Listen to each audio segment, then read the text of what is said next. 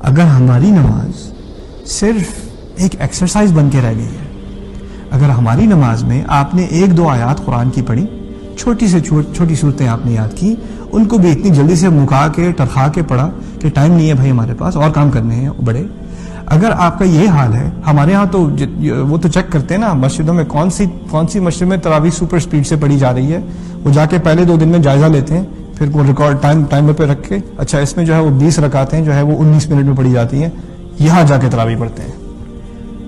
اور یہاں یہ بات صرف ہمارے پیچھے دیش کی نہیں، یہاں بھی کوئی قاری غلطی سے آ جائے جو آرام سے تلاوت کر رہا ہو، ترنم سے پڑھ رہا ہو، تجوید سے پڑھ رہا ہو، اس کے بعد میں ذرا اسپیڈ بڑھا دیں گے ذرا، میں اور کام ہے۔ یعنی ہمارے ہاں نماز کا مقصد کیا رہ گیا ہے؟ نماز کا جو اصل کیا تھی؟ نماز خود سے ایک اصل نہیں ہے، نماز کا مقصد ہے غیب کی حقیقت تمہارے لیے کھولنا تاکہ وہ آنکھ بند نہ ہو۔ اب ہم کہتے ہیں یہ تھوڑی سی بھی جو نماز ہے وہ بھی ہمارے لیے مشکل ہو گئی ہے، کیونکہ کیوں ہوا یہ ہے، اصل مسئلہ یہ ہے، اصل مسئلہ بنی اسرائیل کا یہ تھا، اب ہمارا یہ ہو چکا ہے، وہ یہ ہے کہ کچھ ہیں اصول اور کچھ ہیں احکام۔ احکام کا تعلق کیا ہے؟ اصول کو تمہاری زندگی میں لانا، ٹھیک ہے؟ احکام خود سے ایک مقصد نہیں ہے، احکام کا بھی ایک مقصد ہے، نماز کا ایک مقصد ہے کہ تمہاری زندگی میں تقویٰ آئے، تمہاری زندگی میں اللہ تعالیٰ کا ذکر آئے، تمہاری زندگی میں غیب کی حقیقت تمہارے سامنے کھلی رہے، ہمیشہ ہمیشہ کھلی رہے۔ لیکن جب اصول الگ ہو جائے نا، بس احکام ہی رہ جائیں، نماز ہو گئی کہ نہیں ہوئی؟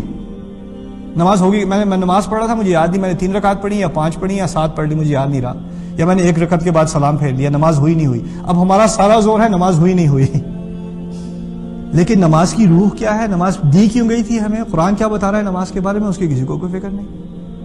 دوسرا جو ہمارے ہاں بڑی ٹریجڈی ہے، بہت بہت بڑا حادثہ ہے ہماری تاریخ کا، خاص کر ہماری سوسائٹی میں ہوا کیا ہے کہ عام لوگ کہتے ہیں کہ بھائی مجھے بتاؤ کیا حلال ہے کیا حرام ہے، مجھے بتاؤ عقیقہ کیسے کرنا ہے، مجھے نہیں آتا، مجھے یہ یاد کرا دو کہ عید کی نماز کیسے پڑھتے ہیں، کہاں کتنے اللہ اکبر، کون سی دعا، مجھے یہ بتا دو، باقی تم لوگ جانو۔ یہاں تک کہ اہل علم، نالجبل لوگ جن کا دین کے بارے میں علم ہے، سارا کا سارا زور کیا حلال اور کیا حرام، اور کوئی کہ قرآن پڑھنے، قرآن سے جتنے احکام آپ نے نکالنے تھے، جتنے فتوے نکالنے تھے آپ نکال چکے، اب کیا فائدہ قرآن کا؟ سبحان اللہ۔ جو کلام بدترین سوسائٹی کی صفائی کے لیے آیا تھا، ایسی سوسائٹی، رسول صلی اللہ علیہ وسلم کو ایسی سوسائٹی میں بھیجا گیا جس میں کوئی آپ کسی ایک گندگی کا خیال کر لیں وہ سوسائٹی میں موجود ہوگی، اس کی صفائی کے لیے جو قرآن آیا تھا، اب تمہیں اور مجھے اس کی ضرورت نہیں ہے، اس میں سے جو نکالنا تھا نکل چکا۔ یہ کوئی ایک جو ہے محدود قسم کا ذخیرہ ہے، کوئی لمیٹڈ قسم کا ذخیرہ ہے، اس میں سے جو نکال سکتے تھے نکال چکے، اب کوئی اور باقی نہیں رہا اس کے اندر۔ کیسی بات کر رہے ہو؟ قرآن کا تدبر ہی تو دلوں، اگر آپ نے دل کو صاف کرنا ہے، افلا یتدبرون القرآن ام علی قلوب اقفالها، یہ قرآن پہ تدبر کیوں نہیں کرتے؟ یا کیا ان کے دلوں پہ تالے پڑے ہوئے ہیں؟ یہ قرآن کا اپنا سوال ہے۔ تو کیا تدبر قرآن کا مطلب ہے اس میں سے فتوے نکال کے بس فارغ کرو قرآن کو؟ بس اب مجھے یہ بتا دو حلال و حرام کیا ہے؟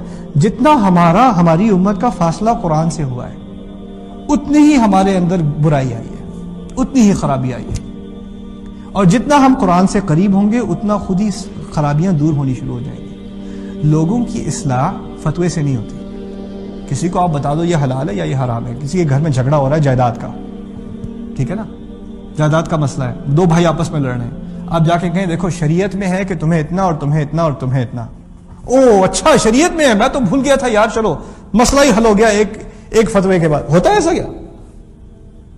لوگ کہتے ہیں ہاں پتہ ہے ہمیں پتہ ہے مولوی صاحب، لیکن یہ اور بات ہے، کچھ اور بات ہو رہی ہے۔ ابھی جو شراب بیچ رہا ہے مسلمان، اسے نہیں پتا کہ شراب حرام ہے؟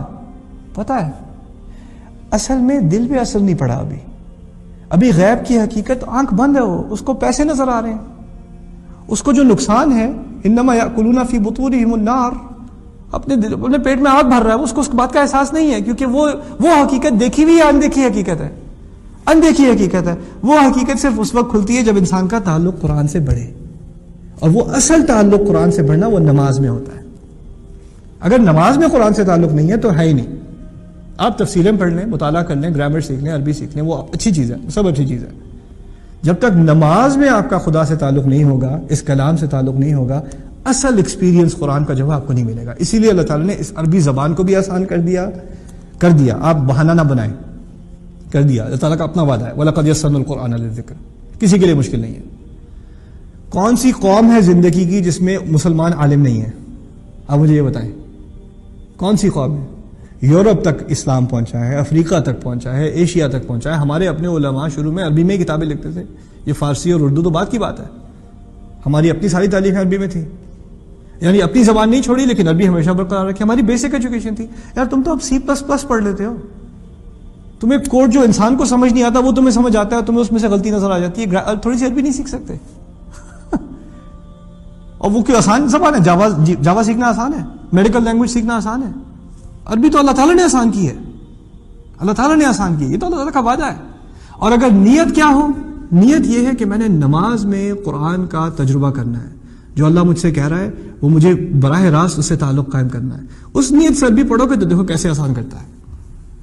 الذین یؤمنون بالغیب ویقیمون الصلاۃ